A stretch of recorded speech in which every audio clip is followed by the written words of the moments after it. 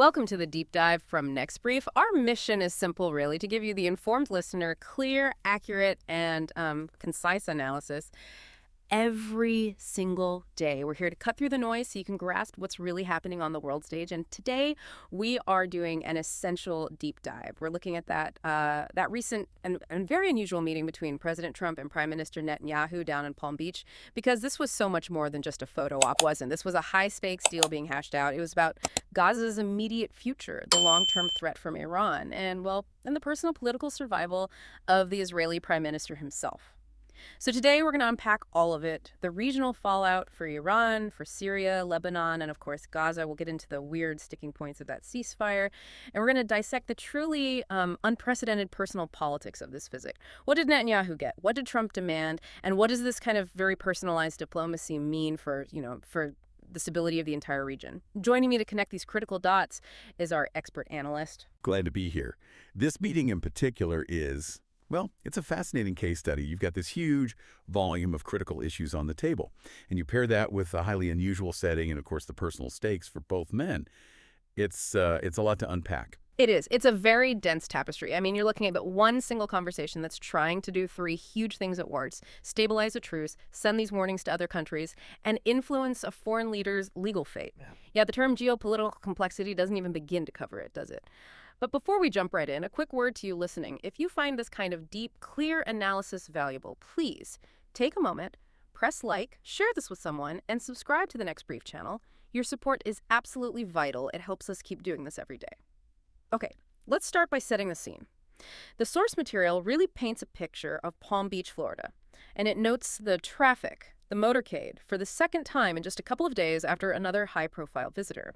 This tells us right away that Mar-a-Lago, or at least that whole Florida hub, is still a crucial center for global diplomacy, even if it's a very unconventional one. It is. And what's immediately fascinating is how that location, that specific setting, it just underscores the personal and often transactional nature of this relationship. This is diplomacy happening completely outside the glare of the State Department or the Pentagon. Right.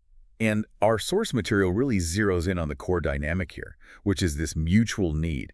Both leaders, Netanyahu and Trump, they absolutely needed this meeting, but they both went into it a little cautious. The phrase that was used is that neither is quite sure they have him, and I think that's a key insight. Neither is quite sure they have him. That phrase really jumps out. It suggests a kind of instability, doesn't it? A relationship that's built more on, immediate political usefulness for each other, rather than some deep institutional certainty. So why is that mutual need so strong, so palpable right now, especially for Netanyahu? Well, for Netanyahu, the need is critical, and it's on three different fronts. Regionally, you've got the immediate problem that ceasefire in Gaza is stalled, and he needs American backing for Israel's conditions to move forward. Okay, that's number one. Strategically, he needs firm, rock-solid commitments from the U.S. about Iran, specifically about Iranian rearmament. He needs to make sure Washington's focus doesn't drift. And the third front? And third, and this is maybe the most acute, is domestic. He's facing just overwhelming pressure at home. You've got the corruption trial, he needs to get reelected, and he's hoping for a pardon. He needed to be seen with the American president. He needed that visible, unwavering support. It strengthens his hand everywhere. So he came to Florida looking for concrete guarantees, but knowing, I assume, that they would come with a price tag. Exactly. And that price seems to start with the optics. Our source material points out this subtle but really telling detail about what the prime minister was wearing. It suggests he was making an immediate effort to, get the president's approval. The red tie. The red tie, yes. Right. It's a perfect example of how this kind of personalized diplomacy works. It's not a trivial detail. It is intentional political signaling. It's a deliberate alignment with trademark Trump. Precisely. When you're basing your diplomacy on personal rapport, every single cue like that matters. The tie is like a nonverbal handshake. It's a way of signaling, I'm with you, I get it, before any policy is even discussed. It really speaks volumes, doesn't it, that a detail that small is part of the strategy. It confirms we're looking at a system where flattery and optics might actually be the entry fee for getting what you want. And that brings us right to the praise Netanyahu offered. I mean, it was extraordinary. It was completely unequivocal. The praise wasn't just, polite diplomatic language. It was this massive public declaration of loyalty. Netanyahu said, and this is a direct quote, that Israel has never had a friend, even close a friend, as President Trump. I mean, that's a huge thing to say historically. He's basically placing this one relationship above decades of U.S.-Israel cooperation through Republican and Democrat administrations. This is a monumental statement, and he didn't stop there either. He followed it up with a very specific compliment, calling the president's support extraordinary and praising his ability to cut through and get to the essence of things. Cut through and get to the essence. Why that specific phrase, do you think? Well, if you think about the strategy, that compliment is perfectly tailored. It validates Trump's own self-image, right? The decisive deal maker who isn't bogged down by bureaucracy. By praising his ability to cut through, Netanyahu is validating the entire leading. He's validating the fact that they're in Palm Beach, making policy based on personal affinity. It's a very clear tactic. Establish this profound personal loyalty, and then you can cash in that political capital for the very specific things he came to ask for. Right. And the first big ask was about Gaza. Let's shift there. The source material paints a pretty grim picture. The ceasefire is so fragile and basically stuck on phase one. That implies a total failure to move from just not shooting to actually building some kind of stability. And that fragility is the heart of the problem. Being stuck means the core demands from the Israeli side, which are strongly backed by the U.S., they're just not being met. President Trump's position was boiled down to one single, uncompromising demand: Hamas must disarm. And he said they've agreed to it. They've agreed to it. And critically, they will be given a very short period of time to get it done. A very short period of time. That puts enormous pressure on Hamas. But disarmament, that's a huge, complex process. You're talking about finding weapons, tunnels, factories. It's not something you can just check a box on. So what was the mechanism for checking? Who did the U.S. put in charge of monitoring all this? And this is where it gets very revealing about how this diplomacy works. The source material is explicit.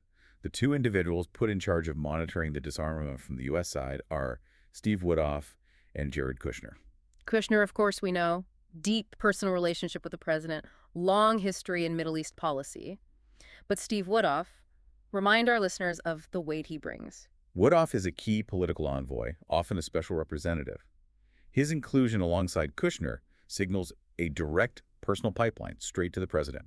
It means that all the intel, all the verification of whether Hamas is complying, is going to be filtered through these politically aligned individuals. So it bypasses the traditional defense and intelligence channels. Completely. It ensures the findings get to the top without, bureaucratic interference or maybe conflicting assessments from the Pentagon. It basically says, we trust these two guys to tell us what's really happening. And that, of course, raises its own questions. But it definitely highlights how serious the U.S. demand is. So what happens if Hamas fails?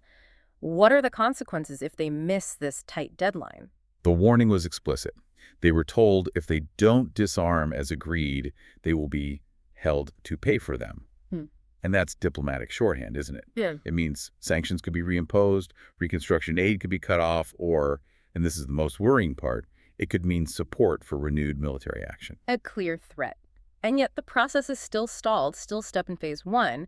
And the transition to phase two, opening borders, reconstruction, military withdrawal, that's all paralyzed. And the reason for the paralysis isn't just strategic, is it? It's anchored to something deeply human. That's right. The human element here is the immediate, visceral symbol of all this unresolved trauma. Our source material brings this into sharp focus. The body of one hostage, a 24-year-old Israeli policeman named Ran Kavili, is still inside Gaza. And this isn't an abstract detail. His parents were there. They accompanied Netanyahu to Mar-a-Lago. Exactly. And having the parents in that room with the American president, that is a profound political and emotional statement. It makes it impossible for the negotiations to be purely strategic. They are now tied directly to the return of this deceased national hero. And that creates Israel's red line, right? Their non-negotiable position on phase two. It creates a concrete, dual precondition that completely handcuffs any progress. Israel's stance is absolutely resolute. None of phase two happens. No open borders, no reconstruction funds, no military withdrawal until two things happen. Ran Kavili's body must be returned, and Hamas must completely disarm. Wow. So that linkage, it essentially gives Hamas two different ways to veto the entire stabilization process, even while they're facing these threats from the U.S. It does.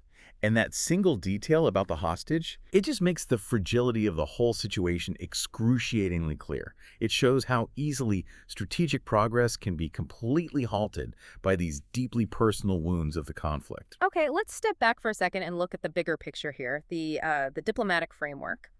Netanyahu committed the Israeli government to what's being called President Trump's 20-point plan. Now, that phrase implies a pretty comprehensive roadmap, right? A plan for stability, normalization, withdrawal. It certainly does. A 20-point plan suggests a very detailed blueprint.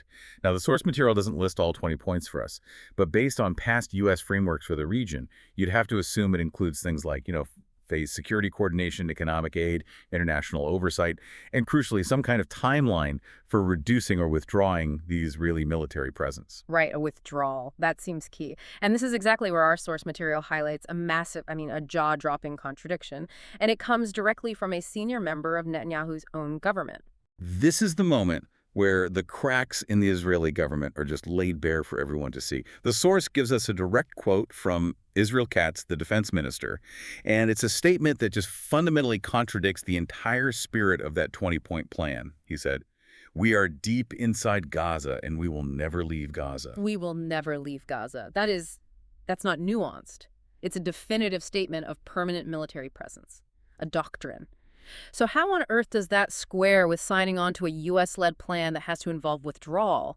This creates a huge tension. A profound tension. Yeah. It puts Netanyahu in an impossible diplomatic position, doesn't it? Yeah. How can he sit there and assure the American president he's committed to a plan while his own defense minister is back home publicly saying the exact opposite? That statement from Katz is aimed squarely at Netanyahu's hardline base, of course. It's reassuring them that nothing is really going to change on the ground. So how does Netanyahu try to bridge that gap? In the room with the president, he must have had an explanation for why the military is still there, one that doesn't make it look like Israel is the one breaking the deal. His strategy is to externalize the blame. It's a classic move. He maintains his commitment to the 20-point plan on paper. But he argues that any failure, any lack of progress, is entirely the fault of the other side. He insists the obstacle is all Hamas, not Israel.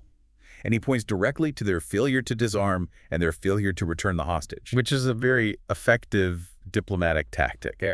By blaming Hamas for the stall, he gets political cover from the U.S., which already sees Hamas as the problem. And at the same time, the stall itself provides the justification he needs to maintain the military presence that his defense minister is talking about. Because the security conditions for withdrawal haven't been met. Precisely. It's a complex maneuver.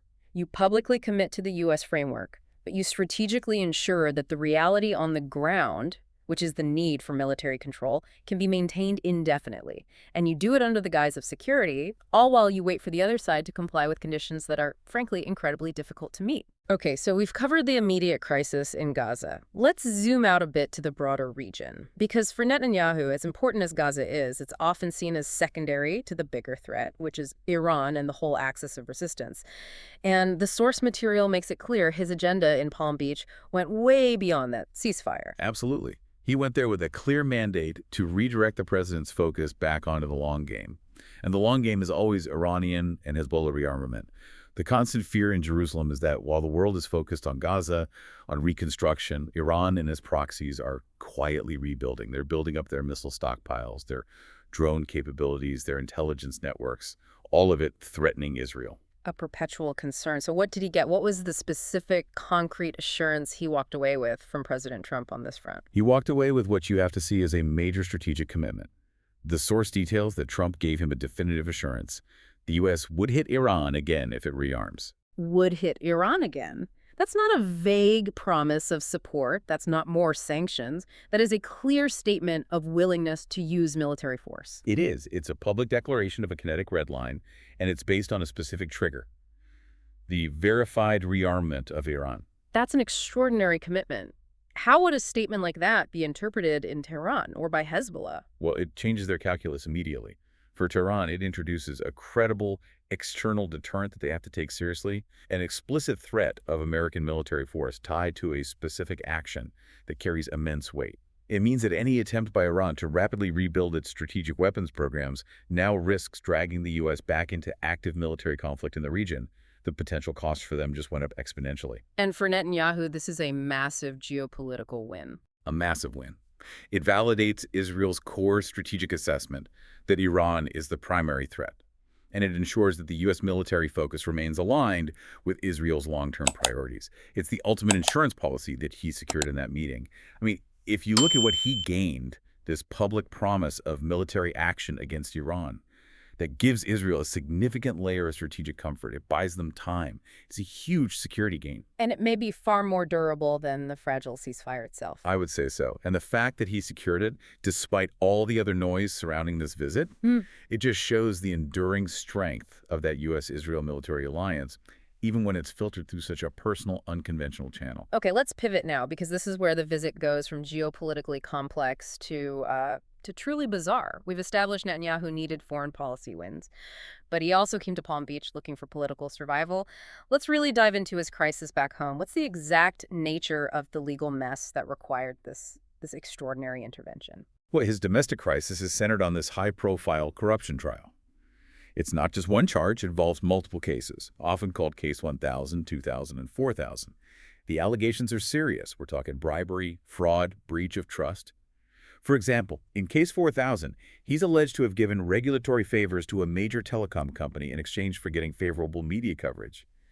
These proceedings have been hanging over his head for years, threatening to end his career and maybe even lead to jail time. A profound challenge. So his strategy at home involves trying to get reelected and, this is crucial, getting a presidential pardon from the Israeli president, a figure who's supposed to be above all this political mess. Exactly. And to influence that, he needed a massive dose of external validation. He needed a global figure, the most powerful figure he could find, to publicly endorse him. And that brings us to President Trump's response, which, well, the source material emphasizes just how abnormal this whole thing was. Abnormal seems like an understatement. The source says there's nothing normal about an American president telling an Israeli president that he should pardon the country's prime minister. I mean, that just obliterates any sense of diplomatic norms or separation of powers. It's a completely unprecedented, explicit intervention into the judicial sovereignty of an allied nation. Normally, leaders might offer some private words of support, but to publicly demand a specific outcome in a foreign country's legal system, especially a case involving corruption charges, it puts immense and frankly inappropriate pressure on that country's institutions. The Israeli president, who holds that pardoning power, is meant to be an apolitical figure. Trump's comments turn that legal decision into a political test of the U.S.-Israel relationship. And the language he used, it wasn't subtle, was it? Not at all. He used his authority to give Netanyahu the ultimate political cover. He called him a wartime prime minister who's a hero. Yeah. By framing him as a hero, he's trying to delegitimize the charges, right? To paint them as just political attacks on a leader the country needs. And then he asks that rhetorical question, how do you not give a pardon? But it went even further than just an endorsement. He then implied he'd already spoken to the Israeli president, that the deal was already done. Yes. This is the most startling part of the claim. Trump said, and this is a quote about the pardon, I spoke to the president and he tells me it's on its way. Mm-hmm. The certainty in that statement, the implied coordination, that it's on its way, right, that dramatically increases the pressure. It transforms the pardon from a possibility into an expectation, backed by the implicit threat that if it doesn't happen, the whole security relationship could be strained. And the implications of that for Israel's own institutions, for their judiciary, it must be massive. It's seismic. This intervention severely compromises the impartiality of Israel's entire legal system and the constitutional role of their president. It gives Netanyahu this huge political victory at home. He can now argue that the charges are just partisan nonsense and that his most powerful ally in the world agrees with him. He's effectively weaponizing the bilateral security alliance for his own personal legal political gain. You could argue that this part of the visit, as personal as it was, represents the most significant political outcome of the entire meeting. A really concerning precedent. Where the legal fate of an allied leader can be publicly mandated by the American president, it raises serious questions about sovereignty and the rule of law. Okay, let's pull all this together. What Netanyahu actually achieved in Palm Beach. Because despite all the complexity, the prime minister walked away with a huge list of wins. Geopolitical, security, and personal. Let's just run through the scorecard. It was an incredibly effective trip for him, diplomatically speaking. First, on Gaza, he won the narrative war. Trump publicly pinned the blame for the stalled ceasefire entirely on Hamas.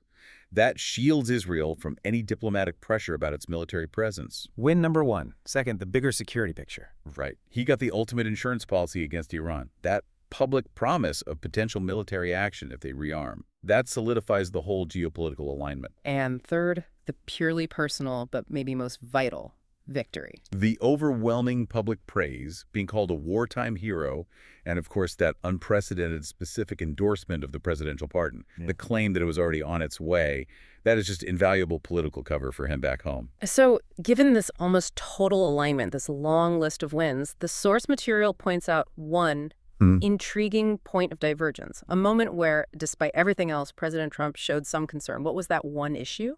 The single point of friction, which the source flagged as significant, was the issue of settler violence and ongoing Israeli construction in the West Bank. And in an environment where they're talking about military strikes on Iran and interfering in judicial processes, the fact that this specific issue got raised, it suggests it carries a unique weight. Why is that significant? It seems like a relatively minor point of disagreement compared to everything else they agreed on. Why would the U.S. side even bring this up? It's significant because it might be the only detectable limit, the only remaining nod to the old two-state solution framework, which was the bedrock of U.S. policy for decades. Even in this intensely personal transactional setting, settlement expansion is still a global red flag.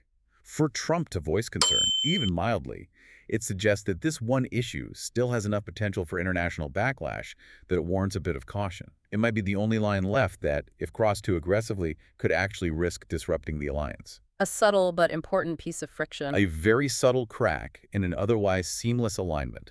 Okay, finally, let's talk about the label the source material uses to describe this whole affair. It calls it the conclusion of another day of Trump's Fidian diplomacy. So that's not a term you hear every day.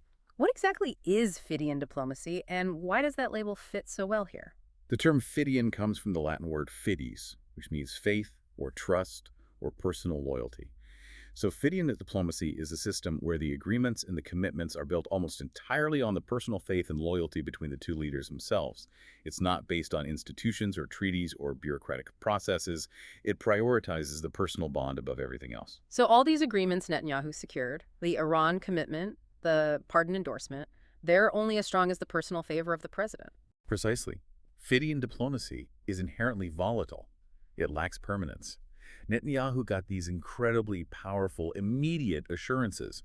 But those commitments could evaporate overnight if the personal relationship sours, if the president's focus shifts, or if the political winds change. They don't have the institutional weight of a formal treaty, so the label perfectly captures that high-risk, high-reward nature of the visit. Enormous wins, yes, but built on a very unstable, purely political foundation. So if we pull it all together, this meeting was really a masterclass in personalized, high-stakes diplomacy. And it had this clear dual purpose. On one hand, it was addressing critical security goals, getting that deterrent against Iran, managing the Gaza ceasefire with Kushner and Woodruff in charge. But on the other hand, it was fundamentally about serving the Israeli Prime Minister's deep personal need for political validation and legal support. But the success of it all is tied to this Fidian diplomacy, which means all those powerful promises are inherently vulnerable to change, especially that incredible intervention in Israel's judicial system. That really captures the core tension here. And to recap some of the most startling facts for you listening. We had that extraordinary public endorsement of a pardon, calling the prime minister a hero and saying it was on its way. We had that critical contradiction from the defense minister saying we will never leave Gaza, even while committing to a U.S. withdrawal plan. And the surprising detail that the only point of actual friction was about West Bank settlers, not the major security crises. All these details just confirm that diplomacy at this level is never clean, is it? It's a messy mix of huge strategic issues and raw personal politics. So we'll leave you, our listener, with this final thought to consider. Given the huge stakes and the political capital both leaders spent, the promise of military action against Iran versus the public intervention in a corruption trial, which of these two outcomes will ultimately have the longer-lasting, more profound, and maybe more disruptive impact on the future of the entire region? Thank you for guiding us through this incredibly dense and complex deep dive.